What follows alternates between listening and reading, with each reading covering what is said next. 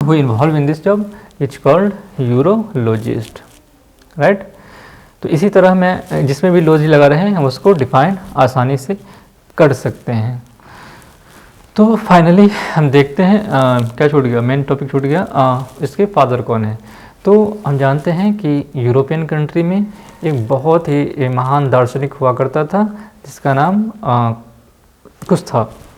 जैसे अगर अभी हम पढ़ें साइंस और ये कहें कि हम न्यूटन के बगैर पढ़ेंगे तो ये ऐसा पॉसिबल है ही नहीं।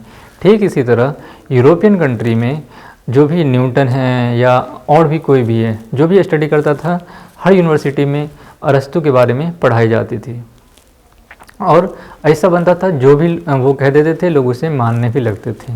जैसा कि उनका एक कहना था कि जो लेडीज़ होती हैं उनको दिमाग की कमी होती है और उसका रीज़न उन्होंने बताया कि दिमाग में कमी होने का कारण ये है कि उसके पास दांत की कमी होती है। हो सकता है उन्होंने किसी का देखा होगा जिसके बेस पे उन्होंने बताया। और उन्होंने बताया कि जो ईश्वर है या अल्लाह है वो इंसान को बनाने की कोशिश करता है और उसमें जो कुछ फॉल्ट आ जाती हैं या कुछ डिमेरिट आ जाती हैं जिसकी वजह से वो दुनिया में बनकर आती हैं।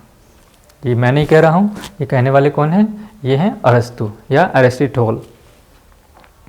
तो ये बातें लगभग 1600 साल तक मानी जाती रही और लोग यही मानते रहे थे कि लेडीज़ों को दिमाग की कमी होती है।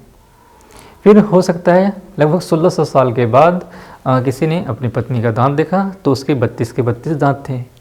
तो उन्होंने उनसे कहा कि तुम्हारे बराबर के दांत है इसलिए तुम्हें दिमाग की कमी है, अगर तुम्हें 30 होते तो तुम ठीक होती।